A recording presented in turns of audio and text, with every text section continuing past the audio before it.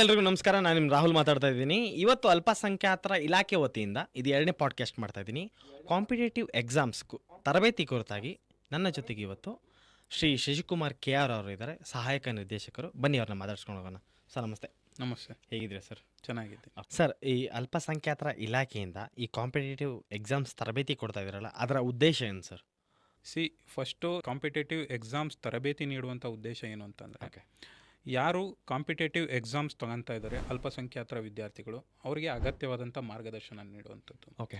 ಈ ಸಾಮಾಜಿಕವಾಗಿ, ಆರ್ಥಿಕವಾಗಿ ಮತ್ತು ಔದ್ಯೋಗಿಕವಾಗಿ ಹಿಂದುಳಿದಂಥ ಸಮುದಾಯಗಳೇನಿವೆ, ಆ ಸಮುದಾಯದ ಅಭ್ಯರ್ಥಿಗಳು ಈ ಸರ್ಕಾರಿ ಸೇವೆಯನ್ನು ಪಡೆಯೋಕ್ಕೆ ಅವರಿಗೆ ಸಹಾಯ ಮಾಡೋದು ಈ ಕಾಂಪಿಟೇಟಿವ್ ಎಕ್ಸಾಮ್ಸ್ ಟ್ರೈನಿಂಗ್ನ ಒಂದು ಮುಖ್ಯ ಉದ್ದೇಶ.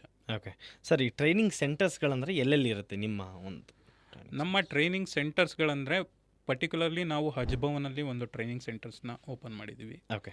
ಮತ್ತು ವಿವಿಧ ಏನು ಸ್ಪರ್ಧಾತ್ಮಕ ಪರೀಕ್ಷೆಗಳೇನಿವೆ, ಗ್ರೂಪ್ ಸಿ ಇರ್ಬೋದು, PSI ಇರ್ಬೋದು, ಅದು ರಾಜ್ಯದ ವಿವಿಧ ಜಿಲ್ಲೆಗಳಲ್ಲಿ ಒಂದು ಟ್ರೈನಿಂಗ್ಗಳನ್ನ ನೀಡ್ತಾ ಇದ್ದೀವಿ. ಓಕೆ ಸರ್, ಈ ಯಾವ್ಯಾವ ಥರದ ಪ್ರಸ್ತುತ ತರಬೇತಿಗಳು ಕೊಡ್ತಾ ಇದ್ದೀರಾ ಸರ್ ಈಗ? ನಾವು ಪ್ರಸ್ತುತ ಸಾಲಿನಲ್ಲಿ IAS ಮತ್ತು KS ಟ್ರೈನಿಂಗ್ ಕೊಡ್ತಾ ಇದ್ದೀವಿ. ಓಕೆ. ಪೊಲೀಸ್ ಸಬ್ ಇನ್ಸ್ಪೆಕ್ಟರ್ ಟ್ರೈನಿಂಗನ್ನು ಕೊಡ್ತಾ ಇದ್ದೀವಿ. ಗ್ರೂಪ್ ಸಿ ಪರೀಕ್ಷೆಗಳಿಗೆ ಅಗತ್ಯವಾದಂಥ ಟ್ರೈನಿಂಗ್ಗಳನ್ನ ನೀಡ್ತಾ ಇದ್ದೀವಿ. ಪೊಲೀಸ್ ಕಾನ್ಸ್ಟೇಬಲ್ ಟ್ರೈನಿಂಗ್ನ ನೀಡ್ತಾ ಇದ್ದೀವಿ ಮತ್ತು ಹೋಟೆಲ್ ಮ್ಯಾನೇಜ್ಮೆಂಟ್ ಟ್ರೈನಿಂಗನ್ನು ಕೂಡ ನೀಡ್ತಾ ಇದ್ದೀವಿ. ಪರ್ಟಿಕ್ಯುಲರ್ಲಿ SSC ಬ್ಯಾಂಕಿಗೆ ಬೇಕಾದಂಥ ಟ್ರೈನಿಂಗ್ಗಳು ಕೂಡ ನೀಡ್ತಾ ಇದ್ದೀವಿ. ಓಕೆ ಓಕೆ ಸರ್, ಯಾರಿಗಿದು ಅವಕಾಶಗಳು ದೊರಕುತ್ತೆ ಮತ್ತು ಇದರ ಮಾನದಂಡ? ಅವಕಾಶಗಳು ಅಂತಂತಂದರೆ, ಅಲ್ಪಸಂಖ್ಯಾತರ ಸಮುದಾಯಗಳು ಏನಿವೆ, 6 ಕಮ್ಯುನಿಟಿಗಳೇನಿವೆ, ಓಕೆ, ನಿಮಗೆಲ್ಲ ಗೊತ್ತಿರೋ ಹಾಗೆ ಮುಸ್ಲಿಮ್ಸ್, ಪಾರ್ಸೀಸ್, ಸಿಖ್, ಜೈನ್, ಬುದ್ಧಿಸ್ಟ್ ಮತ್ತು ಕ್ರಿಶ್ಚಿಯನ್ಸ್, ಈ ಸಮುದಾಯದ ಅರ್ಹ ಅಭ್ಯರ್ಥಿಗಳು ಅಂತಂದರೆ ಒಂದೊಂದು ಎಕ್ಸಾಮ್ಸ್ಗಳು ಕೂಡ ಏನು ಸರ್ಕಾರ ನಿಗದಿಪಡಿಸಿರುವಂಥ ಮಾನದಂಡಗಳಿವೆ. ಓಕೆ. ಫಾರ್ ಎಕ್ಸಾಂಪಲ್ IAS ಮತ್ತು KSಗೆ ಒಂದು ಜನರಲ್ ಡಿಗ್ರಿ ಆಗಿರಬೇಕು, ಗ್ರೂಪ್ ಸಿಗೂ ಕೂಡ ಜನರಲ್ ಡಿಗ್ರಿ ಆಗಿರಬೇಕು, ಪೊಲೀಸ್ ಕಾನ್ಸ್ಟೇಬಲ್ಗೆ 12th ಪಾಸ್ ಆಗಿದ್ರೆ ಸಾಕು, ಮತ್ತು ಹೋಟೆಲ್ ಮ್ಯಾನೇಜ್ಮೆಂಟ್ ಟ್ರೈನಿಂಗ್ಗಳಿಗೆ 10th ಪಾಸ್ ಆಗಿದ್ರೆ ಸಾಕು. ಈ ಥರ ವಿವಿಧ ಪರೀಕ್ಷೆಗಳಿಗೆ ನಿಗದಿಯಾಗಿರುವಂಥ ಮಾನದಂಡಗಳನ್ನೇ ನಾವು ಕೂಡ ಎಕ್ಸಾಂಪಲ್ ಆಗಿ ಇಟ್ಕೊಂಡು ಅಂಥ ವಿದ್ಯಾರ್ಥಿಗಳಿಗೆ ಟ್ರೈನಿಂಗ್ಗಳನ್ನ ನೀಡ್ತಾ ಇದ್ದೀವಿ. ಓಕೆ ಸರ್, ಈ ಗೌರ್ಮೆಂಟ್ ಎಕ್ಸಾಮ್ ಬರಿತಿದ್ದಂಗೆ ಈ ಕೆಲವೊಂದು ಜನರಲ್ ಕ್ವೆಶನ್ಸ್ಗಳಿರುತ್ತೆ ವಿದ್ಯಾರ್ಥಿಗಳಿಗೆ. ಏನಂತ ಅಂದರೆ, ನಾನು 10th ಮಾಡಿದ್ರೇ ನಂಗೆ ಸಿಗುತ್ತೆ, ಡಿಗ್ರಿ ಮಾಡಿದ್ಮೇಲೆ ಸಿಗುತ್ತೆ, ಪ್ಲಸ್ ಇದು ಪಾಸಿಂಗ್ ಮಾರ್ಕ್ಸ್ ಏನಿರುತ್ತೆ ಸರ್ ಇದು? ಅದೆಲ್ಲ ಪಾಸಿಂಗ್ ಮಾರ್ಕ್ಸ್ ಅನ್ನೋದೆಲ್ಲ ತಪ್ಪು ಕಲ್ಪನೆ. ಈಗ ತಾವು KPSC ಅಥವಾ KEA ಇಂದ ಎಕ್ಸಾಮ್ಸ್ಗಳು ಕಂಡಕ್ಟ್ ಆಗ್ತವೆ, ತಾವು ನೋಡಿರ್ಬೋದು. ಓಕೆ. ಅದರಲ್ಲಿ ನಿಮಗೆ ಒಂದು ಜನರಲ್ ಡಿಗ್ರಿ ಪಾಸ್ ಆಗಿದ್ರೆ ಸಾಕು ಅಂತ ಕೇಳ್ತಾರೆ. ಯಾವುದೇ ನಿಗದಿತವಾದಂಥ ಒಂದು ಪರ್ಸೆಂಟೇಜ್ ಆಗಲಿ, ಅಕಾಡೆಮಿಕ್ ಪರ್ಸೆಂಟೇಜ್ ಆಗಲಿ ಇರೋದಿಲ್ಲ. ಓಕೆ. ಸೊ ತಾವು ಒಂದು ಎಕ್ಸಾಮ್ನ ಡಿಗ್ರಿಯನ್ನು ಪಾಸ್ ಆಗಿದ್ರೆ ಸಾಕು. ಸೊ ನೀವು ಎಲ್ಲ ಪರೀಕ್ಷೆಗಳಿಗೆ ಅರ್ಹರಾಗಿರ್ತೀರಿ. ಸೊ ಆ ಪರೀಕ್ಷೆಗಳನ್ನು ತೆಗೆದುಕೊಳ್ಳೋಕ್ಕೆ ಕೂಡ ಒಂದು ಏಜ್ ಕ್ರೈಟೀರಿಯಾ ಇರುತ್ತೆ. ಆ ಏಜ್ ಕ್ರೈಟೀರಿಯಾ ಮತ್ತು ಮಿನಿಮಮ್ ಪಾಸಿಂಗ್ ಮಾರ್ಕ್ಸ್ ಇಷ್ಟು ಮಾತ್ರ ಕನ್ಸಿಡರ್ ಮಾಡಲ್ಲ. ಓಕೆ ಓಕೆ ಸರ್, ಈಗ ಎಕ್ಸಾಮ್ಸ್ಗಳು ಕ್ಲಿಯರ್, ಫಾರ್ ಎಕ್ಸಾಂಪಲ್ ಈ ಕಾಂಪಿಟೇಟಿವ್ ಎಕ್ಸಾಮ್ಸ್ ಹೋಗ್ಬೇಕಂತಂದರೆ ತುಂಬಾ ಆಪ್ಷನ್ಸ್ಗಳಿರುತ್ತೆ. ಫಾರ್ ಎಕ್ಸಾಂಪಲ್ KS, PSI ನೀವೇ ಹೇಳ್ತಾಯಿದ್ರಿ.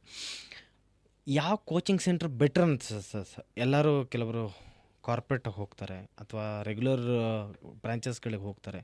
ನಿಮ್ಮ ಪ್ರಕಾರ ಯಾವ್ಯಾವ ಥರದ ತರಬೇತಿಗಳು ನಿಮ್ಮ ಹತ್ರ ಸೇಳ್ಕೊಳಂಗೆ ಮಾಡ್ತೀರಾ ಸರ್ ನೀವು ನೋಡಿರ್ಬೋದು, ಮಾರ್ಕೆಟಲ್ಲಿ ತುಂಬ ಇನ್ಸ್ಟಿಟ್ಯೂಷನ್ಸ್ಗಳಿವೆ. ಹೌದು. ಆ ಇನ್ಸ್ಟಿಟ್ಯೂಷನ್ಸ್ಗಳೆಲ್ಲ ಎಂಥ ವಿದ್ಯಾರ್ಥಿಗಳನ್ನು ಆಕರ್ಷಿಸ್ತವೆ ಅಂತಂದರೆ, ಯಾರಿಗೆ ಹಣವನ್ನು ತುಂಬಿ ತಾವು ಕೋಚಿಂಗ್ ಪಡೆಯಬಹುದು ಅನ್ನೋ ಒಂದು ಕೆಪಾಸಿಟಿ ಇರುತ್ತೋ ಅಂಥ ವಿದ್ಯಾರ್ಥಿಗಳು ಯಾವುದೇ ಕೋಚಿಂಗ್ ಇನ್ಸ್ಟಿಟ್ಯೂಷನ್ಸ್ಗೂ ಕೂಡ ಹೋಗ್ಬೋದು. ಬಟ್ ನಮ್ಮಲ್ಲಿ ನಾನು ಮೊದಲೇ ಹೇಳಿದಾಗೆ ಆರ್ಥಿಕವಾಗಿ ಮತ್ತು ಸಾಮಾಜಿಕವಾಗಿ ಹಿಂದುಳಿದಂತಹ ಗ್ರಾಮೀಣ ಮಟ್ಟದಲ್ಲಿ ಏನು ಎಜುಕೇಷನ್ ಪಡೆಯುತ್ತಿರಕ್ಕಂಥ ಅಂತಹ ವಿದ್ಯಾರ್ಥಿಗಳು ತಾವು ಕೋಚಿಂಗ್ ಇನ್ಸ್ಟಿಟ್ಯೂಷನ್ಸ್ಗೆ ದುಡ್ಡು ಕೊಟ್ಟು ಹೋಗ್ಲಿಕ್ಕೆ ಆಗೋದಿಲ್ಲ. ಅವರು PGಯಲ್ಲಿ ಇರಲಿಕ್ಕೆ ಹಣದ ಕೊರತೆ ಇರುತ್ತೆ. ಅಂತಹ ವಿದ್ಯಾರ್ಥಿಗಳನ್ನು ಗುರುತಿಸಿ, ಪ್ರತಿಭಾವಂತ ವಿದ್ಯಾರ್ಥಿಗಳನ್ನು ಗುರುತಿಸಿ ನಮ್ಮ ಇಲಾಖೆ ಅವರಿಗೆ ಸಹಾಯ ಮಾಡುತ್ತೆ ಮತ್ತು ಅಗತ್ಯವಾದಂಥ ಕೋಚಿಂಗ್ ನೀಡುತ್ತೆ, ಅಗತ್ಯವಾದಂಥ ವಸತಿ ಸೌಕರ್ಯವನ್ನು ನೀಡುತ್ತೆ. ಸೊ ಅವರಿಗೆ ಅಗತ್ಯವಾದಂಥ ಮಾರ್ಗದರ್ಶನ ಕೂಡ ನೀಡುತ್ತೆ. ಸೊ ಅದರಿಂದ ನಮ್ಮ ಇಲಾಖೆಯಲ್ಲಿ ಕೋಚಿಂಗ್ ಪಡೆಯಬೇಕಾದಂಥ ವಿದ್ಯಾರ್ಥಿಗಳಿಗೆ ಯಾವುದೇ ಶುಲ್ಕ ಇರೋದಿಲ್ಲ. ಇದು ಸರ್ಕಾರದ ವತಿಯಿಂದ ಕಂಪ್ಲೀಟ್ಲಿ ಫ್ರೀ ಇರುತ್ತೆ. ಇದನ್ನು ಉಪಯೋಗಿಸ್ಕೋಬೇಕು ಸರ್. ಈಗ ಈ ಯೋಜನೆ ಅಡಿಯಲ್ಲಿ ಎಷ್ಟು ಜನ ತರಬೇತಿ ತಗೋತಾ ಇದ್ದಾರೆ ಅಥವಾ ತೊಗೊಂಡಿದ್ದಾರೆ ಸರ್? ಪ್ರಸ್ತುತ ಈ ವರ್ಷದಲ್ಲಿ ನಾವು IAS ಮತ್ತು KSಗೆ 300 ವಿದ್ಯಾರ್ಥಿಗಳಿಗೆ ತರಬೇತಿಯನ್ನು ನೀಡ್ತಾ ಇದ್ದೀವಿ. ಓಕೆ.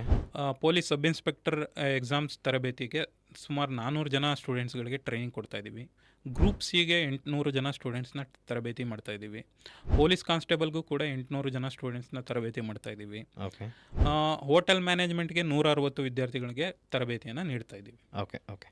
ಇವೆಲ್ಲ totally cost of free. Completely ಉಚಿತ. ಓಕೆ. ಸರ್, ಈಗ ನಿಮ್ಮ ಈ ಮಾರ್ಗದರ್ಶನದಲ್ಲಿ ಈ PSI ತರಬೇತಿಗೆ ಎಷ್ಟು ವಿಶೇಷತೆ ಕೊಡ್ತಿದ್ದೀರಾ ಸರ್?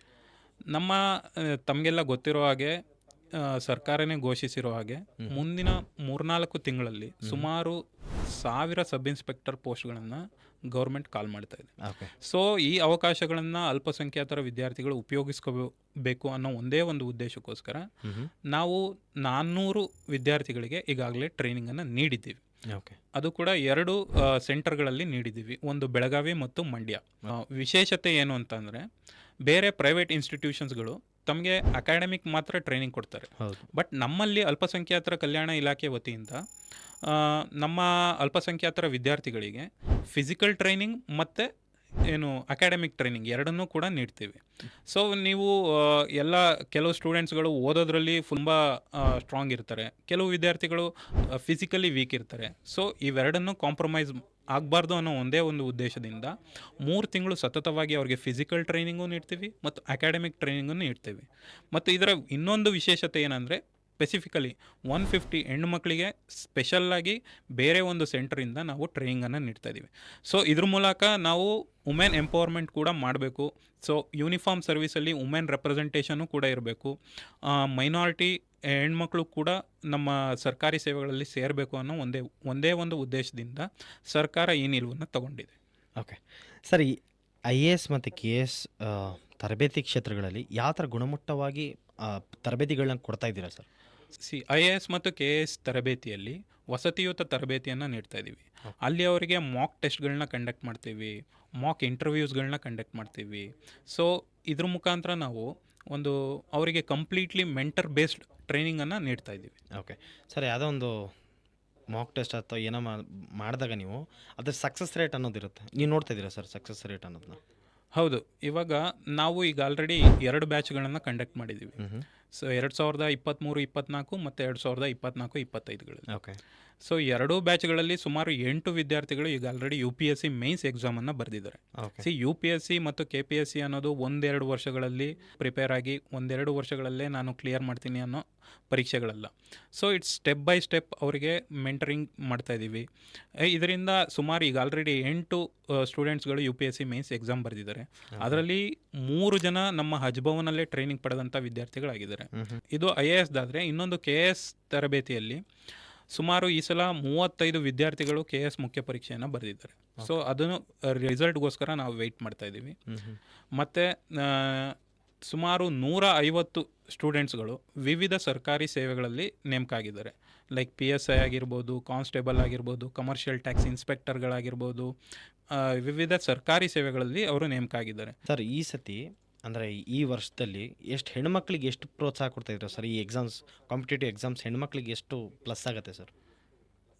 ಸರ್ಕಾರವೇ ನಿಗದಿಪಡಿಸಿರೋ ಹಾಗೆ ಹೆಣ್ಮಕ್ಳಿಗೆ 33% ರಿಸರ್ವೇಷನ್ ಇದೆ ಸರ್ಕಾರಿ ಸೇವೆಗಳಲ್ಲಿ. ಓಕೆ. ಸೊ ಅಲ್ಪಸಂಖ್ಯಾತರ ಇಲಾಖೆಯೂ ಕೂಡ 33% ಅಷ್ಟು ಹೆಣ್ಣು ಮಕ್ಕಳನ್ನು ಯಾವುದೇ ಟ್ರೈನಿಂಗ್ ಇರಲಿ, ಅದು ಗ್ರೂಪ್ ಸಿ ಇರ್ಬೋದು, IAS ಇರ್ಬೋದು, KS ಇರ್ಬೋದು, ನಾನು ಮೊದಲೇ ಹೇಳಿದಾಗೆ 150 ಹೆಣ್ಣು ಮಕ್ಕಳುಗಳನ್ನು PSI ಟ್ರೈನಿಂಗಲ್ಲೂ ಕೂಡ ನಾವು ಇನ್ವಾಲ್ವ್ ಮಾಡ್ಕೊಂಡಿದ್ದೀವಿ.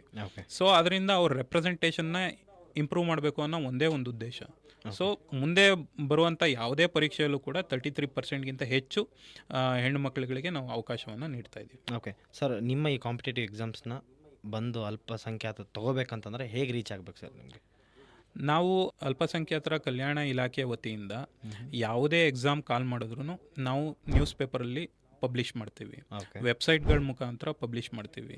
ಈಗ ಟೆಲಿಗ್ರಾಮ್ ಚಾನಲ್ಸ್ಗಳಿವೆ, ವಿವಿಧ ಚಾನಲ್ಸ್ಗಳಲ್ಲಿ ನಿಮಗೆ ಇನ್ಫಾರ್ಮೇಷನ್ಸ್ಗಳು ಸಿಗ್ತವೆ. ಆ ಚಾನಲ್ಗಳ ಥ್ರೂ ನಿಮಗೆ ಇನ್ಫಾರ್ಮೇಷನ್ಸ್ಗಳು ಬರ್ತಾ ಇದೆ.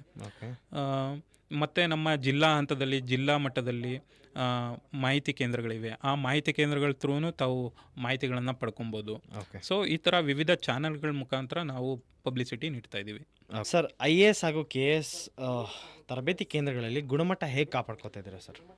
IAS ಮತ್ತು KS ತರಬೇತಿ ಕಂಪ್ಲೀಟ್ಲಿ ರೆಸಿಡೆನ್ಷಿಯಲ್ ಆಗಿರುತ್ತೆ. ಓಕೆ. ಈ ರೆಸಿಡೆನ್ಷಿಯಲ್ ಟ್ರೈನಿಂಗ್ನ ರಾಷ್ಟ್ರ ಮತ್ತು ರಾಜ್ಯದ ಪ್ರತಿಷ್ಠಿತ ಸಂಸ್ಥೆಗಳ ಮುಖಾಂತರ ವಿದ್ಯಾರ್ಥಿಗಳಿಗೆ ಕೋಚಿಂಗ್ ನೀಡ್ತಾ ಇದ್ದೀವಿ. ಓಕೆ. ಸ್ಪೆಷಲೈಸ್ಡ್ ಮೆಂಟರ್ಸ್ ಮತ್ತು ಸಬ್ಜೆಕ್ಟ್ ಎಕ್ಸ್ಪರ್ಟ್ಸ್ಗಳ ಥ್ರೂ ಅವರಿಗೆ ಟೀಚಿಂಗ್ಗಳನ್ನ ಮಾಡಿಸ್ತಾ ಇದ್ದೀವಿ. ಮತ್ತು ಸ್ಟೂಡೆಂಟ್ಸ್ಗಳಿಂದ ಬ್ಯಾಕ್ ಟು ಬ್ಯಾಕ್ ಫೀಡ್ಬ್ಯಾಕ್ಗಳನ್ನ ತಗೊತೀವಿ. ಒಂದು ಉತ್ತಮವಾದಂತಹ ಲೈಬ್ರರಿ ಫೆಸಿಲಿಟೀಸ್ ಇದೆ ನಮ್ಮಲ್ಲಿ, ಮತ್ತು ಉತ್ತಮವಾದಂಥ ಬುಕ್ಸ್ಗಳನ್ನು ನಾವು ಉಚಿತವಾಗಿ ವಿದ್ಯಾರ್ಥಿಗಳಿಗೆ ನೀಡ್ತಾ ಇದ್ದೀವಿ. ಸೊ ಈ ಮುಖಾಂತರ ಗುಣಮಟ್ಟವನ್ನು ಕಾಪಾಡ್ಕೊಳ್ತಾ ಇದ್ದೀವಿ. ಓಕೆ ಸರ್, ಮುಂದಿನ ಹಂತಗಳಲ್ಲಿ ಈ ತರಬೇತಿ ಕೇಂದ್ರಗಳು ಹೇಗೆ ವಿಸ್ತಾರಗೊಳ್ಳುತ್ತೆ ಸರ್? ಈಗ ಪ್ರೆಸೆಂಟ್ಲಿ IAS ಮತ್ತು KS ತರಬೇತಿ ಬೆಂಗಳೂರಿನ ಹಜ್ಭವನದಲ್ಲಿ ಮಾತ್ರ ನಡೀತಾ ಇದೆ. ಮುಂದಿನ ವರ್ಷಗಳಲ್ಲಿ ರಾಜ್ಯದ 4 ಕಂದಾಯ ವಿಭಾಗಗಳು ಅಂತ ಏನಿದ್ದಾವೆ, ಆ ಕಂದಾಯ ವಿಭಾಗಗಳಲ್ಲಿ ಪ್ರತಿ ಕಂದಾಯ ವಿಭಾಗದ ಒಂದು ನಗರಗಳಲ್ಲಿ ನಮ್ಮದೇ ಆದಂಥ ಒಂದು ಟ್ರೈನಿಂಗ್ ಸೆಂಟರ್ಸ್ಗಳನ್ನು ಓಪನ್ ಮಾಡಿ ಆ ಸ್ಥಳೀಯ ವಿದ್ಯಾರ್ಥಿಗಳಿಗೆ, ಗ್ರಾಮೀಣ ಮಟ್ಟದ ವಿದ್ಯಾರ್ಥಿಗಳಿಗೆ ಆ ಸ್ಥಳೀಯ ಮಟ್ಟದಲ್ಲೇ ಟ್ರೈನಿಂಗ್ ನೀಡುವಂಥ ಒಂದು ಯೋಜನೆಯನ್ನು ಸರ್ಕಾರ ರೂಪಿಸ್ತಾ ಇದೆ. ಮತ್ತು ಮುಂದಿನ ಹಂತಗಳಲ್ಲಿ ಅಥವಾ ಮುಂದಿನ ದಿನಗಳಲ್ಲಿ ನಾವು ಸ್ಕಿಲ್ ಡೆವಲಪ್ಮೆಂಟ್ಗಳನ್ನ ಈ ಟ್ರೈನಿಂಗ್ ಜೊತೆ ಇನ್ಕ್ಲೂಡ್ ಮಾಡಬೇಕು ಅನ್ನೋ ಒಂದು ಪ್ರಸ್ತಾವನೆಯೂ ಕೂಡ ಇದೆ. ಮುಂದಿನ ವರ್ಷಗಳಲ್ಲಿ ಈ ಎಲ್ಲ ಯೋಜನೆಗಳು ಕಾರ್ಯಗತಗೊಳ್ಳಲಿವೆ. ಶಶಿ ಸರ್, ನಿಮ್ಮ ಒಂದು ಲಾಸ್ಟ್ ಮೆಸೇಜ್ ಏನು ಸರ್ ನಮ್ಮ ವೀಕ್ಷಕರಿಗೆ? ಅಲ್ಪಸಂಖ್ಯಾತರ ಇಲಾಖೆಯಿಂದ ಇಷ್ಟೆಲ್ಲ ಸೌಲಭ್ಯಗಳನ್ನು ನೀಡ್ತಾ ಇದ್ದೀವಿ. ಈ ಸೌಲಭ್ಯಗಳನ್ನು ಉಪಯೋಗಿಸಿಕೊಂಡು ಯಾವುದೇ ಗ್ರಾಮೀಣ ಮಟ್ಟದ ಅಭ್ಯರ್ಥಿಯಾಗಲಿ, ಯಾವುದೇ ಆರ್ಥಿಕವಾಗಿ ಸಮಸ್ಯೆ ಇರುವಂಥ ವಿದ್ಯಾರ್ಥಿಯಾಗಲಿ ಈ ಸೌಲಭ್ಯಗಳನ್ನು ಬಳಸ್ಕೊಂಡು ಅವರು ಹೆಚ್ಚಿನ ಸಂಖ್ಯೆಯಲ್ಲಿ ಸರ್ಕಾರಿ ಸೇವೆಗೆ ಸೇರುವಂಥ ಆಗಬೇಕು ಮತ್ತು ಹೆಚ್ಚಿನ ಉನ್ನತ ಮಟ್ಟದ ಸರ್ಕಾರದ ಸೇವೆಗಳಲ್ಲಿ ಅವರು ಪಾಲ್ಗೊಳ್ಳುವಂಥವರಾಗಬೇಕು ಅನ್ನೋದು ನಮ್ಮೆಲ್ಲರ ಆಶಯ. Thank you.